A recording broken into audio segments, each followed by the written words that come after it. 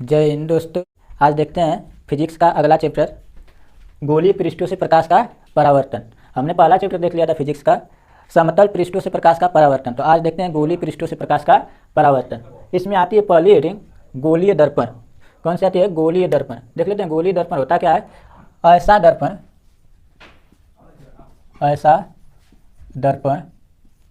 जिसका परावर्तक तल गोलीय हो, गोलीय दर्पण कहलाता है। गोलीय दर्पण कहलाता है। आपको पहले चैप्टर में बता दिया था कि दर्पण दो प्रकार के होते हैं, एक होता है समतल दर्पण, एक होता है गोलीय दर्पण। तो गोलीय दर्पण के बारे में परिभाषा बता दें, अगर नहीं देखें तो जाकर देख लीजिएगा उसके बारे में। तो यहाँ देखते हैं गोलीय दर्पण ऐसा दर्पण जिसका परावर्तक तल गोलीय हो, गोलीय दर्पण कहलाता है। गोलीय दर्पण दो प्रकार के होते हैं। गोलीय दर्पण कितने प्रकार के होते हैं? दो प्रकार के होते हैं। एक होता है अवतल दर्पण और दूसरा होता है उत्तल दर्पण। कॉनकेव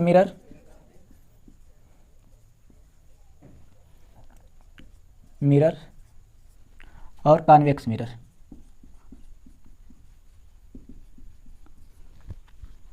देख लेते हैं अवतल दर्पण होता क्या है। अवतल दर्पण ऐसा दर्पण जिसके उभरे हुए भाग पर कलई किया गया हो। ये देखिए कलई किया गया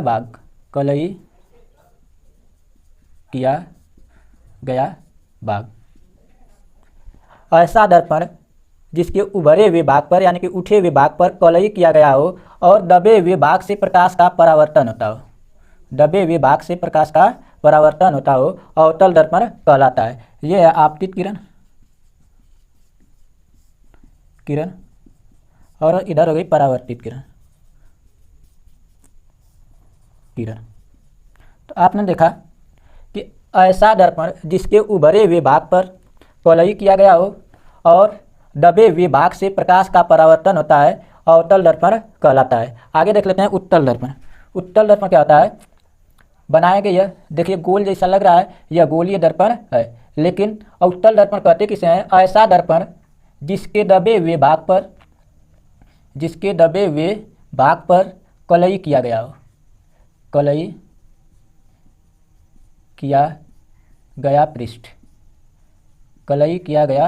पृष्ठ। ऐसा दर्पण जिसके दबे हुए भाग पर कलई किया गया हो और उभरे हुए भाग से प्रकाश का परावर्तन होता हो, तो इस प्रकार के दर्पण को उत्तल दर्पण कहते हैं, कॉन्वेक्स मिरर कहते हैं। तो आपने देख लिया कि गोलीय दर्पण किसे कहते हैं? ऐसा दर्पण जिसका परावर्तक तल गोलीय हो, गोलीय दर्पण कहलाता है। गोलीय दर्पण दो प्रकार का होता है, अवतल दर्पण कॉन्केव मिरर। ऐसा दर्पण जिसके उभरे हुए भाग पर कलई किया गया हो और दबे हुए भाग से प्रकाश का परावर्तन होता हो, अवतल दर्पण कहलाता है। आगे उत्तल दर्पण ऐसा दर्पण जिसके दबे हुए भाग पर कलई किया गया हो और उभरे हुए भाग से प्रकाश का परावर्तन होता हो, उत्तल दर्पण कहलाता है। आइए देख लेते हैं गोलीय दर्पण से संबंधित कुछ परिभाषाएं आती हैं। देख लेते हैं गोलीय दर्पण से संबंधित परिभाषाएं। पहला आता है दर्पण का ध्रुव। देखिए दर्पण का ध्रुव कहें किसे? यह हो गया अवतल दर्पण। कौन सा दर्पण है? अवतल दर्पण। यह है उत्तल दर्पण।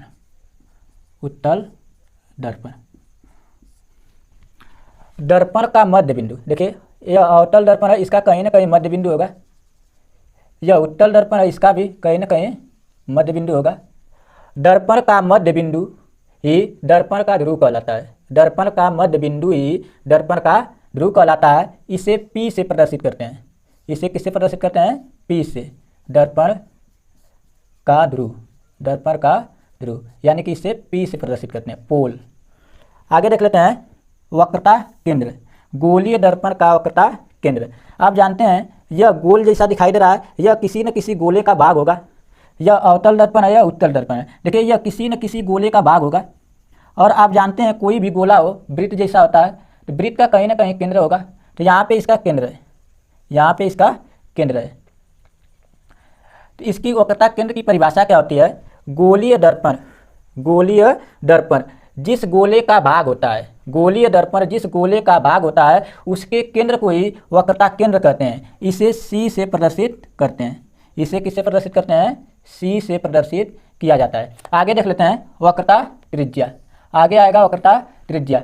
ये देखिए अवतल दर्पण या उत्तल दर्पण। आप जानते हैं अवतल या उत्तल दर्पण किसी न किसी गोले का भाग होते हैं। गोला एक वृत्त जैसा होता है, वृत्त में त्रिज्या होती है, ठीक, ओके। केंद्र से परिधि को मिलाने वाली रेखा त्रिज्या कहलाती है। तो वक्रता त्रिज्या क्या होता है? दर्पण का, गोलीय दर्पण जिस गोले का भाग होता है उसकी त्रिज्या को ही वक्रता त्रिज्या कहते हैं। उसकी त्रिज्या को ही वक्रता त्रिज्या कहते हैं। यह हो गई वक्रता त्रिज्या। वक्रता त्रिज्या, वक्रता त्रिज्या को स्मॉल r से प्रदर्शित करते हैं। वक्रता त्रिज्या किसे प्रदर्शित करते हैं? स्मॉल r से प्रदर्शित करते हैं। तो आपने देखा कि वक्रता त्रिज्या का किसे कहते हैं? यह गोलीय दर्पण किसी न किसी गोले का भाग होगा, उस गोले की त्रिज्या को ही वक्रता त्रिज्या कहते हैं। इसे स्मॉल r से प्रदर्शित करते हैं। अब आते हैं मुख्य अक्ष। मुख्य अक्ष दर्पण का मध्य बिंदु ध्रुव कहलाता है। यह उत्तल दर्पण है, इसका भी मध्य बिंदु ध्रुव कहलाएगा, P से प्रदर्शित करते हैं। यह दर्पण जिस गोले का भाग होता है उसके केंद्र को ही वक्रता केंद्र कहते हैं, जिसे C से प्रदर्शित करते हैं। इसका भी कहीं ना कहीं केंद्र होगा, जिसे C से प्रदर्शित करते हैं। मुख्य अक्ष होता क्या है? दर्पण के ध्रुव और मुख्य अक्ष, दर्पण के ध्रुव और वक्रता केंद्र से जाने वाली रेखा मुख्य अक्ष कहलाती है। देखिए दर्पण के वक्रता केंद्र और ध्रुव से जाने वाली रेखा मुख्य अक्ष कहलाती है। यह उत्तल दर्पण है, इसमें भी मुख्य अक्ष होगी। तो यह कौन सी रेखा हो गई? मुख्य अक्ष। मुख्य अक्ष।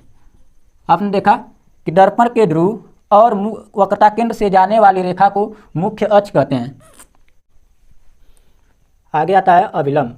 देख लेते हैं अभिलंब किसे कहते हैं। आप जानते हैं, पहले आपको बताया है कि यह दर्पण, गोलीय दर्पण जिस गोले का भाग होता है उसके केंद्र को ही वक्रता केंद्र कहते हैं। इसे C से प्रदर्शित करते हैं। इसका भी कहीं ना कहीं केंद्र होगा, जिसे C से प्रदर्शित करते हैं। अभिलंब किसे कहते हैं? दर्पण का कोई भी बिंदु, दर्पण का कोई भी बिंदु, दर्पण पर मान लीजिए ये बिंदु है, दर्पण के किसी बिंदु को, दर्पण के किसी बिंदु को वक्रता केंद्र से मिलाने वाली रेखा, दर्पण के किसी बिंदु को वक्रता केंद्र से मिलाने वाली रेखा, दर्पण के किसी बिंदु को वक्रता केंद्र से मिलाने वाली रेखा दर्पण पर लंब होती है, जिसे अभिलंब कहते हैं। जिसे क्या कहा जाता है? अभिलंब। यही होती है अभिलंब। देखिए दर्पण के किसी बिंदु को वक्रता केंद्र से मिलाने वाली रेखा दर्पण पर अभिलंब होती है। आगे देख लेते हैं दर्पण का द्वारक। दर्पण का द्वारक, आप जानते हैं कोई भी वृत्त रहता है उसमें सबसे लंबी भुजा व्यास कहलाती है। वृत्त के अंदर सबसे लंबी जो जीवा होती है उसे व्यास कहते हैं। इसी प्रकार इस दर्पण में बताइए सबसे लंबी भुजा यहाँ पे खींचा जा सकता है, इस किनारे पर, इसमें भी इस किनारे पे कोई भी आकृति हो उसमें सबसे लंबी जो भुजा खींची जा सकती है उसे व्यास कहा जाता है। तो हम कहेंगे दर्पण का द्वारक होता क्या है? दर्पण के व्यास को, दर्पण के व्यास को, व्यास मतलब इसमें जो वह भुजा जो सबसे लंबी खींची जा सकती है उसे दर्पण का व्यास कहते हैं। तो देखिए दर्पण के व्यास को ही, दर्पण के व्यास को ही दर्पण का द्वारक कहते हैं। इसे क्या कहा जाता है? द्वारक। इसे ही द्वारक कहते हैं। इतना कितना इसका द्वार है, यही द्वारक कहलाता है। आगे देख लेते हैं गोलीय दर्पण से संबंधित कुछ परिभाषाओं में मुख्य फोकस, मुख्य फोकस या फोकस, या फोकस। आगे देखिए यह हो गया अवतल दर्पण। कौन सा दर्पण हो गया? अवतल दर्पण। ऐसा दर्पण जिसके उभरे हुए भाग पर कलई किया गया हो और दबे हुए भाग से प्रकाश का परावर्तन होता हो, अवतल दर्पण कहलाता है। यह हो गया उत्तल दर्पण। ऐसा दर्पण जिसके दबे हुए भाग पर कलई किया गया हो और उभरे हुए भाग से प्रकाश का परावर्तन होता हो, उत्तल दर्पण कहलाता है। आइए देख लेते हैं मुख्य फोकस या फोकस होता क्या है। यह हो गया दर्पण का ध्रुव, दर्पण का ध्रुव जिसे P से प्रदर्शित करते हैं, जिसे P से प्रदर्शित करते हैं। यहाँ पर हो गया दर्पण का वक्रता केंद्र C, यहाँ पर भी हो गया दर्पण का वक्रता केंद्र C। आप जानते हैं कि दर्पण के वक्रता केंद्र और ध्रुव से जाने वाली रेखा मुख्य अक्ष कहलाती है। यह भी दर्पण का मुख्य अक्ष हो गया, मुख्य अक्ष। यह भी क्या हो गई, मुख्य अक्ष। मुख्य फोकस या फोकस होता क्या है, दर्पण के मुख्य अक्ष के समांतर जाने वाली प्रकाश किरण, देखिए समांतर जा रही है, यह मुख्य अक्ष है, इसके समांतर यह प्रकाश किरण जा रही है, इसके समांतर यह प्रकाश किरण जा रही है। एक और प्रकाश किरण यहाँ से ले लेते हैं, यह भी जा रही है। दर्पण के मुख्य अक्ष के समांतर जाने वाली प्रकाश किरण दर्पण से परावर्तन के पश्चात, दर्पण से परावर्तन के पश्चात मुख्य अक्ष के जिस बिंदु पर आकर मिलती हैं उसे ही कहा जाता है मुख्य फोकस, उसे ही कहा जाता है मुख्य फोकस। इसे यफ से प्रदर्शित करते हैं। देखिए यहाँ पे आके मिली हैं सभी प्रकाश किरणें परावर्तन के पश्चात, इसे कहेंगे मुख्य फोकस। इसमें देख लेते हैं, यह तो कलई किया गया भाग है, प्रकाश किरणें आएंगी तो पार जाएंगी नहीं, यहीं से लौट जाएंगी। तो मुख्य अक्ष के समांतर जाने वाली प्रकाश किरण, मुख्य अक्ष के समांतर जाने वाली प्रकाश किरण दर्पण से परावर्तन के पश्चात, दर्पण से परावर्तन के पश्चात मुख्य अक्ष के जिस बिंदु से आती हुई प्रतीत होती हैं उसे ही मुख्य फोकस कहते हैं, उसे ही मुख्य फोकस कहते हैं। तो आपने देखा कि यहाँ पे बिंदु मिल गया जिसे यफ से प्रदर्शित करेंगे। तो होगा क्या, अवतल दर्पण में मुख्य अक्ष के समांतर आने वाली प्रकाश किरण दर्पण से परावर्तन के पश्चात मुख्य अक्ष के जिस बिंदु पर मिलती हैं या मिलती हुई प्रतीत होती हैं उसे ही मुख्य फोकस कहते हैं। आगे चलिए देखते हैं फोकस दूरी।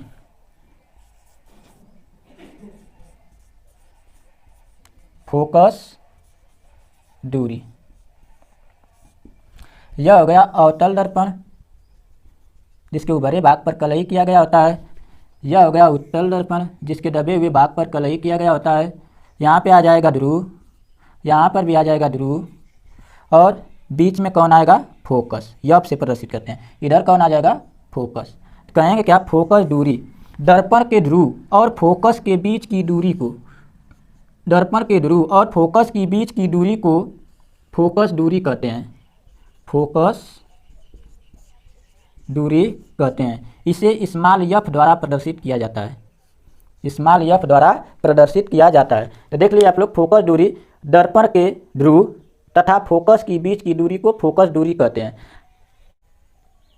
आगे आएगा फोकस तल। देख लेते हैं फोकस तल क्या होता है। यह है अवतल दर्पण, यह है उत्तल दर्पण। अवतल दर्पण का मध्य बिंदु ध्रुव कहलाता है। यहाँ पे वक्रता केंद्र है सी, इससे जाने वाली रेखा मुख्य अक्ष कहलाती है। दर्पण का ध्रुव और वक्रता केंद्र, इससे जाने वाली रेखा मुख्य अक्ष कहलाती है। बीच में फोकस आ जाता है, इन दोनों के बीच में कौन आ जाता है, फोकस आ जाता है, फोकस। फोकस तल देख लीजिए, फोकस तल कहते किसे हैं, फोकस तल मुख्य अक्ष के अभिलंबवत, मुख्य अक्ष के अभिलंबवत यानी कि 90 डिग्री का कोण बनाती हुई रेखा, मुख्य अक्ष के अभिलंबवत फोकस से गुजरने वाले तल को, फोकस से गुजरने वाले तल को फोकस तल कहते हैं। क्या कहा जाता है, फोकस तल कहा जाता है। ये दोनों क्या है, फोकस तल है, फोकस तल यानी कि मुख्य अक्ष के अभिलंबवत फोकस से गुजरने वाले तल को फोकस तल कहते हैं। इस तरह से हमने देखा कि गोलीय दर्पण दो प्रकार के होते हैं, और गोलीय दर्पण से संबंधित जितनी भी परिभाषाएं थी, उनसे रिलेटेड जितनी भी परिभाषाएं थी, सब आपको हमने बता दिया। इसका पीडीएफ डिस्क्रिप्शन बॉक्स में मिल जाएगा, आप लोड करके वहां से नोट कर सकते हैं उसको। आगे देखते हैं गोलीय दर्पण से प्रतिबिंब बनाने के नियम। गोलीय दर्पण से प्रतिबिंब बनाने के 3 नियम है। कितने नियम है, 3 नियम। पहला नियम देख लीजिएगा, प्रथम नियम, प्रथम नियम।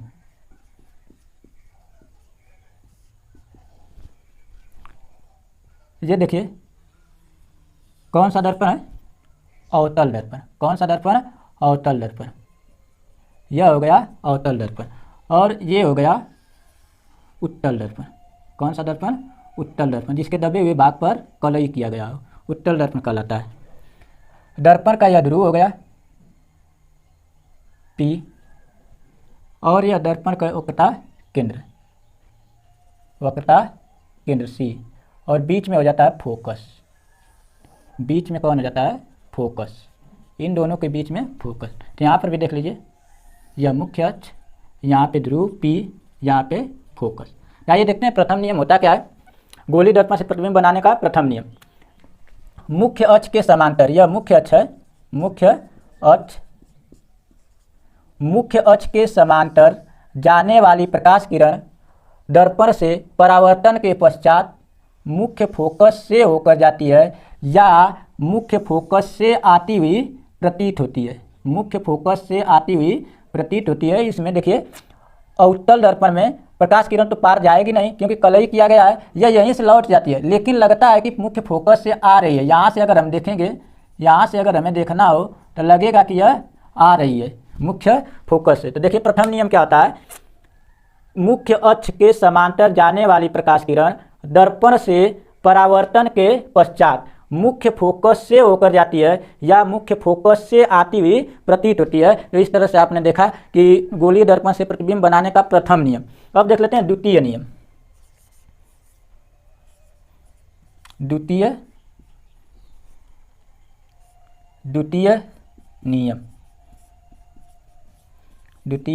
नियम देखिए, यह हो गया अवतल दर्पण और इधर हो गया उत्तल दर्पण। दबे हुए भाग पर कलई कर देते हैं, यह हो गया उत्तल दर्पण। और यह कौन सी रेखा खींच दिया हमने, मुख्य अक्ष। कौन सी हो गई, मुख्य अक्ष।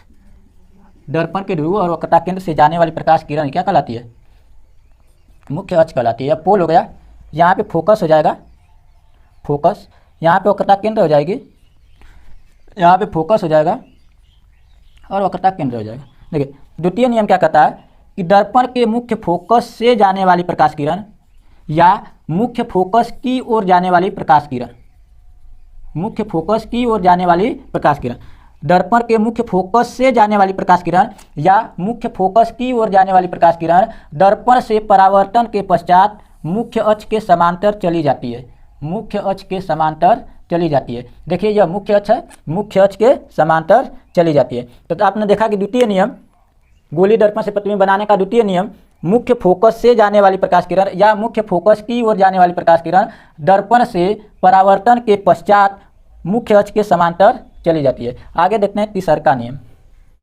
आगे तृतीय नियम, ये बताइएगा कौन सा दर्पण है।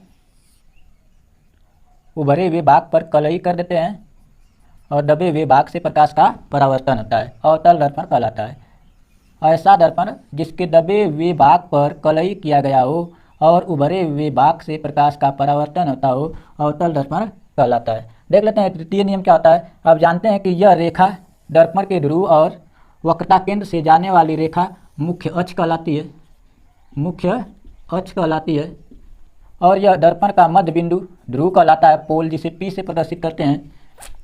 यहाँ पे कहीं न कहीं इसका वक्रता केंद्र होगा जिसे C से प्रदर्शित करते हैं, इसे भी C से प्रदर्शित कर देते हैं। इसके बीच में फोकस होता है। तो तृतीय नियम क्या होता है कि दर्पण के वक्रता केंद्र से जाने वाली प्रकाश किरण, दर्पण के वक्रता केंद्र से जाने वाली प्रकाश किरण या वक्रता केंद्र की ओर जाने वाली प्रकाश किरण, देखिए इसमें पार तो होगी नहीं, बस लगेगा कि जा रही है।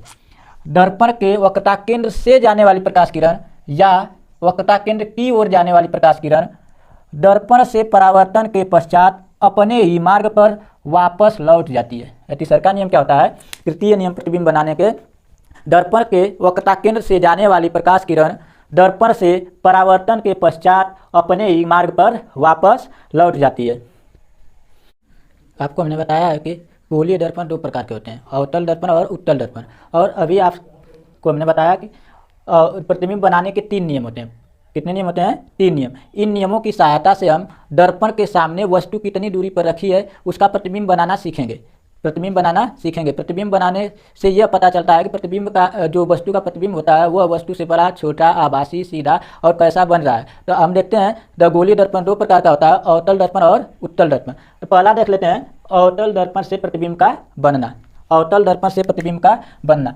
तो अवतल दर्पण में निम्नलिखित परिस्थितियां आती हैं जिसे प्रतिबिंब बनाया जा सकता है।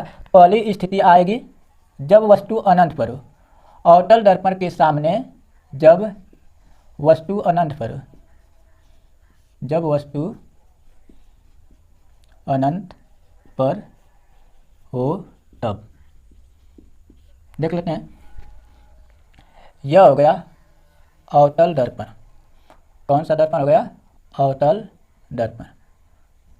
अब जानते हैं यह होती है मुख्य अक्ष। कौन सी रेखा चली गई? मुख्य अक्ष। मुख्य अक्ष। यहाँ पर होता है फोकस, यहाँ पे होता है वक्रता केंद्र। ध्यान रहे कि ध्रुव से फोकस की जितनी दूरी रहेगी उतनी ही दूरी फोकस और वक्रता केंद्र के बीच की होनी चाहिए।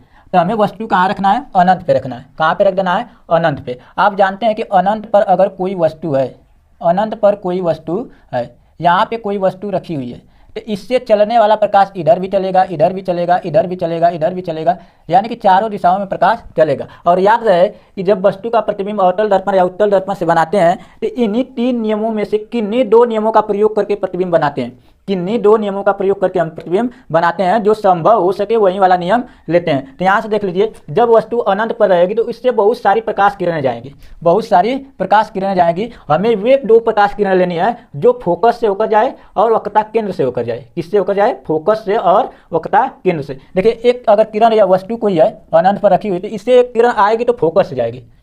कहाँ से होकर जाएगी? फोकस से होकर जाएगी। और फोकस से जाने वाली प्रकाश किरण आप जानते हैं कि द्वितीय नियम से वक्रता मुख्य अक्ष के समांतर चली जाती है। तो द्वितीय नियम से क्या होगा? मुख्य अक्ष के समांतर चली जाएगी। और एक किरण ऐसी आएगी जो वक्रता केंद्र से होकर जाएगी। देखिए, तो एक किरण ऐसी आएगी जो वक्रता केंद्र से होकर जाएगी। देखिए, जा रही है। और आप जानते हैं तृतीय नियम से वक्रता केंद्र से जाने वाली प्रकाश किरण अपने मार्ग पर वापस लौट जाती है। देखिए, ये दोनों किरणें परावर्तन के पश्चात यहाँ पे काट रही हैं। परावर्तन के पश्चात दोनों किरणें जहाँ पे काटती हैं वहीं पे वस्तु का प्रतिबिंब बनता है। और आप जानते हैं यहाँ से गुजरने वाले तल को फोकस तल कहते हैं। क्या कहा जाता है? फोकस तल कहा जाता है। यह कौन सा तल है? फोकस तल। देखिए, अवतल दर्पण के सामने जब वस्तु अनंत पर हो तब वस्तु का प्रतिबिंब वास्तविक बनेगा, वास्तविक, उल्टा, वस्तु से छोटा, छोटा तथा फोकस तल पर बनेगा। फोकस तल पर बनेगा।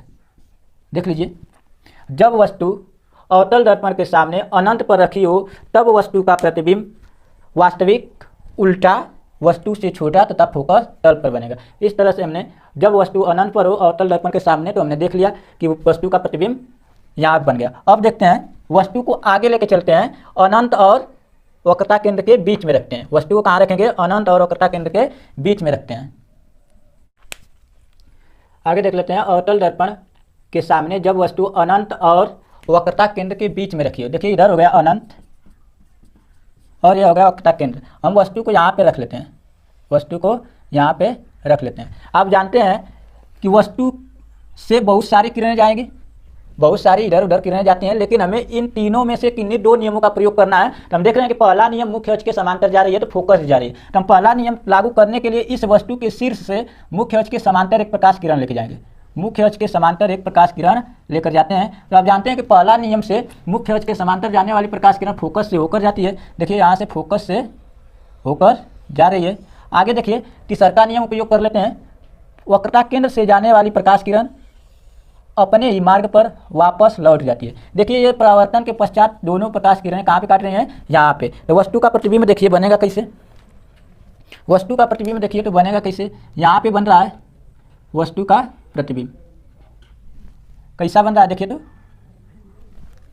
वस्तु का प्रतिबिंब यहाँ पे बन गया। जब वस्तु अनंत और वक्रता केंद्र के बीच में रखी हो तब वस्तु का प्रतिबिंब वास्तविक, देखिए उल्टा बना है, उल्टा। ये वस्तु के आकार से देखिए छोटा दिखाई दे रहा है ना? छोटा, वस्तु से छोटा तथा फोकस और वक्रता केंद्र के बीच में बनेगा। फोकस और वक्रता केंद्र के बीच में बनेगा। देख लीजिए, दूसर की स्थिति क्या आएगी? वस्तु को अनंत पर रखे थे तो उसके बाद दूसर की स्थिति में वस्तु को और दर्पण के पास लाएंगे। पास लाने पर वक्रता केंद्र और अनंत के बीच में रखेंगे। और वक्रता केंद्र जब वस्तु अवतल दर्पण के सामने अनंत और वक्रता केंद्र के बीच में रखी होती है तब वस्तु का प्रतिबिंब वास्तविक, उल्टा प्रतिबिंब हमेशा वास्तविक होता है, याद रखिएगा। वस्तु का प्रतिबिंब वास्तविक, उल्टा, वस्तु के आकार से छोटा तथा फोकस और वक्रता केंद्र के बीच में बनेगा। आगे देख लेते हैं, वस्तु को अब आगे लेके जाएंगे तो यहाँ पे वक्रता केंद्र आ जाएगा। कौन आ जाएगा? वक्रता केंद्र। अब वस्तु को कहाँ रखेंगे? वक्रता केंद्र पर रखेंगे। अब वस्तु को वक्रता केंद्र पर रखना है, रख देते हैं वक्रता केंद्र पे। यह कोई वस्तु है, यहाँ पे रख देते हैं वक्रता केंद्र पे। वक्रता केंद्र पर रख दी गई वस्तु। तो हम प्रतिबिंब बनाने के 3 नियम जानते हैं। कितने नियम जानते हैं? 3 नियम। इन 3 नियमों में से किन्हीं 2 नियमों का प्रयोग करके प्रतिबिंब बनाते हैं। क्या बनाते हैं? प्रतिबिंब बनाते हैं। जो संभव हो सके उसी को लेंगे यहाँ पे। यह अवतल दर्पण है, ऊपरी भाग पर कलई किया गया होता है। देखिए यह वस्तु हो गई। प्रथम नियम क्या कहता है? देखिए तो, मुख्य अक्ष के समांतर जाने वाली प्रकाश किरण दर्पण से परावर्तन के पश्चात फोकस से होकर जाती है। तो प्रथम नियम उपयोग करेंगे, मुख्य अक्ष के समांतर जाने वाली प्रकाश किरण फोकस से होकर जाती है। देखिए फोकस से होकर जा रही है। और दूसरा नियम, तीसरा वाला नियम उपयोग कर लेंगे। तीसरा वाला नियम उपयोग यहाँ पे नहीं हो पाएगा। देखिए यहाँ से प्रकाश किरण अगर गुजार रहे हैं यहाँ से तो इस तरह चली जाएगी, तो हम दूसरा नियम यहाँ प्रयोग करेंगे। दूसरा नियम क्या कहता है कि मुख्य फोकस से जाने वाली प्रकाश किरण मुख्य अक्ष के समांतर चली जाती हैं। देखिए तो, मुख्य फोकस से जाने वाली प्रकाश किरण मुख्य अक्ष के समांतर चली जाती हैं। ठीक, मुख्य अक्ष के समांतर चली जाती है। देखिए परावर्तन के पश्चात ये दोनों यहाँ पे काट रही हैं, ये दोनों यहाँ पे काट रही हैं। लग रहा है कि लगभग में इसके एकदम वक्रता केंद्र के नीचे ही प्रतिबिंब बना है। देखिए तो, वक्रता केंद्र के नीचे और इसके बराबर ही, वस्तु के बराबर भी प्रतिबिंब बना है। अतः हमने देख लिया कि जब वस्तु वक्रता केंद्र पर रखी हो तब वस्तु का प्रतिबिंब उल्टा बना तो वास्तविक बनेगा, उल्टा बना तो वास्तविक, वास्तविक, उल्टा, वस्तु के बराबर तथा वक्रता केंद्र पर ही बनेगा। कहाँ बनेगा? वस्तु का प्रतिबिंब वास्तविक, उल्टा, वस्तु के बराबर तथा वक्रता केंद्र पर बनेगा, वक्रता केंद्र पर बनेगा। इस तरह से हमने देखा कि अवतल दर्पण के सामने जब वस्तु वक्रता केंद्र पर रखी हो तब वस्तु का प्रतिबिंब वास्तविक, उल्टा, वस्तु के बराबर तथा वक्रता केंद्र पर ही बनेगा। ये चित्र भी आप बनाते चलिएगा साथ में।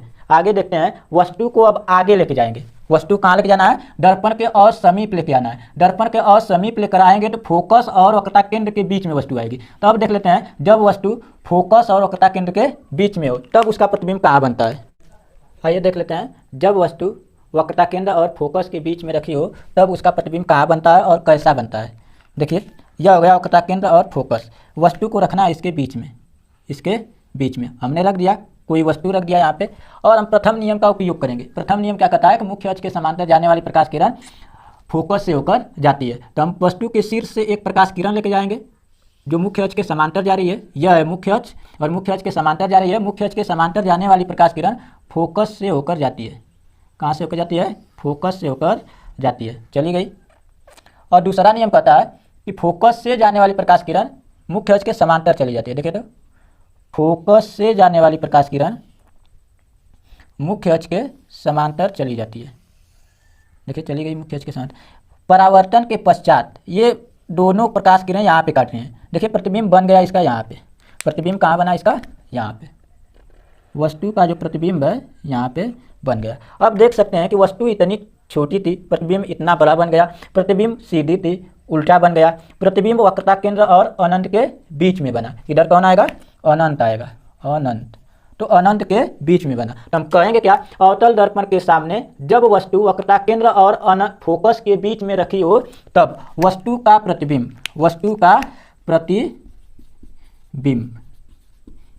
वास्तविक, उल्टा बना तो वास्तविक बनेगा। वस्तु का प्रतिबिंब वास्तविक, उल्टा, वस्तु से बड़ा तथा वक्रता केंद्र और अनंत के बीच बनेगा। वक्रता केंद्र और अनंत के बीच बनेगा।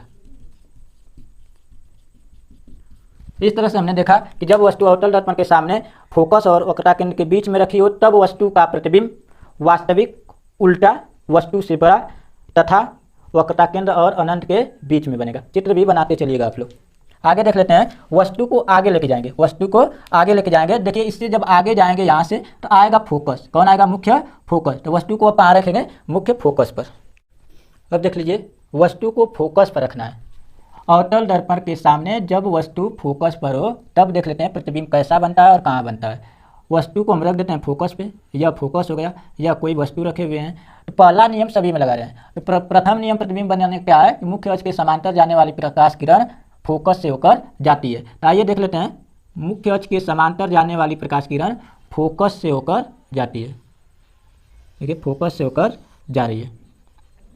अब देख लेते हैं तीसरा नियम क्या कहता है कि वक्रता केंद्र से जाने वाली प्रकाश किरण। देखिए तो वक्रता केंद्र से जाने वाली प्रकाश किरण, देखिए शीर्ष से लेके जाएंगे, वस्तु के शीर्ष से यहाँ से लेके जाएंगे। वक्रता केंद्र से जाने वाली प्रकाश किरण अपने ही मार्ग पर वापस लौट जाती है।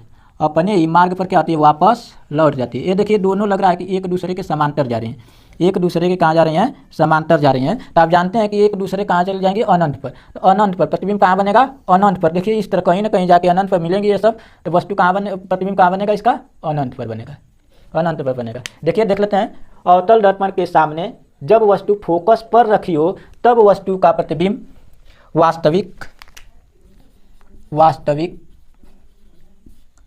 उल्टा वस्तु से बहुत बड़ा, वस्तु से बहुत बड़ा तथा अनंत पर बनेगा, अनंत पर बनेगा। देख लीजिए, जब वस्तु अवतल दर्पण के सामने फोकस पर रखी हो तब वस्तु का प्रतिबिंब वास्तविक उल्टा प्रतिबिंब, याद रखेगा हमेशा वास्तविक बनता है, हमेशा वास्तविक बनता है। वस्तु का प्रतिबिंब वास्तविक उल्टा वस्तु से देखिए बहुत बड़ा बन रहा है। वस्तु की लंबाई या प्रतिबिंब की लंबाई मुख्य अक्ष से नापी जाती है, तो वस्तु से बहुत बड़ा बन रहा है और अनंत पर बनेगा। और कहाँ बनेगा? अनंत पर बनेगा। आगे देख लेते हैं, वस्तु को अब फोकस पर रखे थे, फोकस पे रखे थे, अब फोकस से आगे लेके जाएंगे तो यहाँ पे आएगा ध्रुव P और फोकस के बीच में, ध्रुव और फोकस के बीच में वस्तु रखकर देखते हैं प्रतिबिंब कहाँ बनता है। आइए देख लेते हैं, अवतल दर्पण के सामने जब वस्तु फोकस और ध्रुव के बीच में रखी हो तब उसका प्रतिबिंब कहाँ बनता है। देखिए फोकस यहाँ पे हो गया और दर्पण का ध्रुव, दर्पण का मध्य बिंदु ये क्या कहलाता है? ध्रुव, जिसे P से प्रदर्शित करते हैं। वस्तु को हमें इसके बीच में रखना है, इसके बीच में रख देना है। देखिए वस्तु को हमने रख दिया, ये वस्तु का शीर्ष बिंदु है। हम प्रथम नियम लागू करेंगे प्रतिबिंब बनने का, मुख्य अक्ष के समांतर जाने वाली प्रकाश किरण फोकस से होकर जाती है। देखिए मुख्य अक्ष के समांतर जाने वाली प्रकाश किरण कहाँ से होकर जा रही है? फोकस से होकर जा रही है, फोकस से होकर जा रही है। आगे तीसरा नियम उपयोग कर लेंगे, यही संभव है, जो संभव रहेगा तीनों में से वहीं लेंगे प्रतिबिंब बनाने के लिए। तीसरा नियम आप जानते हैं कि वक्रता केंद्र से जाने वाली प्रकाश किरण, वक्रता केंद्र से जाने वाली प्रकाश किरण देखिए जा रही है, यह शीर्ष से टकराएगी, उसके बाद जाकर दर्पण से टकराएगी, दर्पण से टकराने के बाद यह पुनः वापस चली जाती है। पुनः क्या चली जाती है? वापस चली जाती है। इस तरह वापस यह इस तरह चली जाएगी। ये देखिए किरणें, प्रकाश किरण परावर्तन के पश्चात एक दूसरे से दूर हटती जा रही हैं, तो यह आपस में मिलेगी नहीं मिलेंगी, तो इन प्रकाश किरणों को हम आगे बढ़ा देते हैं, दर्पण के पीछे इस तरह आगे की ओर बढ़ा देते हैं। देखते हैं ये प्रकाश किरणें कहाँ पे काटती हैं। देखिए यहाँ पे काट रही, प्रकाश किरणें कहाँ काटी? यहाँ पे। तो प्रतिबिंब देखिए कैसा बन गया? सीधा बन गया। प्रतिबिंब कैसा बन गया? सीधा बन गया। और दर्पण के पीछे बन रहा है, दर्पण के पीछे बन रहा है, तो सीधा प्रतिबिंब हमेशा आभासी होता है, सीधा प्रतिबिंब हमेशा आभासी होता है, याद रखिएगा। यह छठवीं स्थिति आ गई। एक ही स्थिति आई है अवतल दर्पण में जब वस्तु का प्रतिबिंब आभासी बना है, बाकी सभी जितनी स्थितियाँ 5 गो आगे थी उसमें वस्तु का प्रतिबिंब हमेशा वास्तविक बना था और उल्टा बना था, लेकिन इसमें सीधा बन गया। तो हम देख लीजिए, अवतल दर्पण के सामने जब वस्तु फोकस और ध्रुव के बीच में रखी हो तब वस्तु का प्रतिबिंब आभासी सीधा वस्तु से बड़ा, देखिए वस्तु से बड़ा बना है, वस्तु से बड़ा तथा दर्पण के पीछे बनेगा, दर्पण के पीछे बनेगा। इस तरह से हमने अवतल दर्पण में प्रतिबिंब का बनना सीख लिया और प्रतिबिंब कैसा बनता है, उसकी स्थिति कैसी है, आकार कैसा है, वस्तु से छोटा है कि बड़ा, ये सब आपको हमने बता दिया। तो इस तरह से आप इसको नोट कर लीजिएगा और इसका PDF आपको डिस्क्रिप्शन बॉक्स में मिल जाएगा, वहाँ से लोड कर सकते हैं। आइए देखते हैं, जब वस्तु अवतल दर्पण के सामने ध्रुव और फोकस के बीच में रखी हो तब वस्तु का प्रतिबिंब आभासी सीधा वस्तु से बड़ा तथा दर्पण के पीछे बनेगा। देखिए दर्पण के पीछे बना है। तो इस तरह से हमने अवतल दर्पण से प्रतिबिंब का बनना देख लिया। अब देखते हैं उत्तल दर्पण से प्रतिबिंब का बनना। अब आगे देख लेते हैं उत्तल दर्पण से प्रतिबिंब का बनना। उत्तल दर्पण में केवल 2 ही स्थितियां आती हैं प्रतिबिंब के लिए। अवतल दर्पण में हमने कितना देखा था, 6 स्थिति देखे थे, जिनमें से एक स्थिति 6वीं ऐसी आई थी जिसमें प्रतिबिंब आभासी बना था, बाकी सभी में वास्तविक बना था। तो देख लेते हैं उत्तल दर्पण के सामने जब वस्तु अनंत पर रखी हो, वस्तु कहाँ है, अनंत पर, इधर है अनंत। जब अनंत पर कोई वस्तु रखी रहेगी तो इससे सब बहुत सारी प्रकाश किरणें आएंगी, बहुत सारी प्रकाश किरणें आएंगी। तो 2 प्रकाश किरणें इस वस्तु से ऐसी लेंगे जो एक दूसरे के समांतर हो, एक दूसरे के क्या हो, समांतर हो। इस प्रकार से प्रकाश किरणें आएंगी और यहीं से यह लौट जाती हैं, यहीं से यह लौट जाती हैं इस तरह, और कहाँ से जाकर आती प्रतीत होती हैं, मुख्य फोकस से। देखिए इस वस्तु से 2 प्रकाश किरणें आई जो फोकस की ओर जा रही हैं, लेकिन फोकस से नहीं जाएंगी, यहीं से टकरा चली जाती हैं। लगता है कि फोकस से आ रही हैं। तो अनंत से चलने वाली प्रकाश किरणें दर्पण से परावर्तन के पश्चात फोकस से आती हुई प्रतीत होती हैं। तो इस प्रकार हमने देख लिया कि उत्तल दर्पण के सामने जब वस्तु अनंत पर हो तब वस्तु का प्रतिबिंब आभासी बिंदु आकार का, देखिए फोकस पर बनना है, फोकस पर कैसा बनना है, बिंदु आकार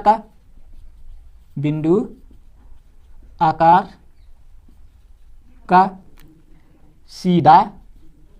सीधा तथा फोकस पर बनेगा। कहाँ बनेगा, फोकस पर बनेगा। चित्र बना लीजिएगा इसका। और उत्तल दर्पण के सामने जब वस्तु अनंत पर रखी हो तब वस्तु का प्रतिबिंब आभासी बिंदु आकार का सीधा तथा फोकस पर बनेगा। तो इस प्रकार से हमने पहला देख लिया। अब देखते हैं वस्तु को अनंत से आगे लाएंगे, अनंत से आगे लाएंगे तो यहाँ पे देखिए होता है ध्रुव, यहाँ पे कौन होता है, ध्रुव और अनंत के बीच में जब वस्तु रखी हो किसके सामने, उत्तल दर्पण के सामने, तब देख लेते हैं वस्तु का प्रतिबिंब कहाँ बनता है और कैसा बनता है। आगे देख लेते हैं उत्तल दर्पण के सामने जब वस्तु अनंत और ध्रुव के बीच में रखी हो। देखिए ध्रुव यहाँ पे है, यहाँ पे ध्रुव है P और अनंत यहाँ पे है। वस्तु को कहाँ रखना है, ध्रुव और अनंत के बीच में। तो वस्तु यहाँ पे हम रख लेते हैं, कोई वस्तु है किसके सामने, उत्तल दर्पण के सामने, उत्तल दर्पण के सामने हम ध्रुव और अनंत के बीच में रख लेते हैं। पहला नियम हम फॉलो करेंगे आपसे। देखिए प्रथम नियम क्या कहता है कि मुख्य अक्ष के समांतर जाने वाली प्रकाश किरण दर्पण से परावर्तन के पश्चात मुख्य फोकस से आती हुई प्रतीत होती हैं। देख लेते हैं, मुख्य अक्ष के समांतर जाने वाली प्रकाश किरण दर्पण से परावर्तन के पश्चात मुख्य फोकस से आती हुई प्रतीत होती हैं। और दूसरा नियम क्या हो जाता है कि दूसरा नियम कौन सा लगाएंगे यहाँ पे, देखिए यहाँ पे वक्रता केंद्र की ओर जाने वाली, तीसरा नियम है वक्रता केंद्र की ओर जाने वाली प्रकाश किरण अपने ही मार्ग पर वापस लौट जाती है। देखिए वक्रता केंद्र की ओर जाने वाली प्रकाश किरण, वक्रता केंद्र की ओर जाने वाली प्रकाश किरण, यहाँ पे वक्रता केंद्र आ गया, वक्रता केंद्र की ओर जाने वाली प्रकाश किरण अपने ही मार्ग पर वापस लौट जाती है। इस तरह से हमने देखा कि यहाँ पे दोनों किरणें काट रही हैं। जब दोनों किरणें यहाँ पे काट रही हैं तो प्रतिबिंब देखिए यहाँ पे बन गया, कहाँ बन गया, यहाँ पे बन गया। किसके किसके बीच में बना है, फोकस और ध्रुव के बीच में बना है। आगे देख लेते हैं, उत्तल दर्पण के सामने जब वस्तु अनंत और ध्रुव के बीच में रखी हो तब वस्तु का प्रतिबिंब आभासी, कैसा बनेगा, आभासी सीधा वस्तु से छोटा तथा फोकस और ध्रुव के बीच में बनेगा, फोकस और ध्रुव के बीच में बनेगा। तो इस तरह से हमने देख लिया कि अवतल और उत्तल दर्पण से प्रतिबिंब कैसे बनते हैं और प्रतिबिंबों का प्रकृति कैसा होता है, आकार कैसा होता है। इस तरह से हमने अवतल और उत्तल दर्पण दोनों से देख लिया। आप ध्यान दीजिएगा कि प्रतिबिंब बनाने के 3 नियम हैं। इन 3 नियमों में से 2 नियमों का प्रयोग करते हैं। जो संभव हो सके प्रतिबिंब बनाने के लिए वहीं 2 नियम लेते हैं। तो आज के लिए इस वीडियो में इतना ही। फिर से मिलेंगे अगले वीडियो में इसी चैप्टर का अगला हेडिंग जो आएगा उसको लेकर। तो वीडियो अगर अच्छी लगी हो तो लाइक ज़रूर करिएगा और चैनल पर नए हैं तो सब्सक्राइब भी ज़रूर कर लीजिएगा। जय हिंद।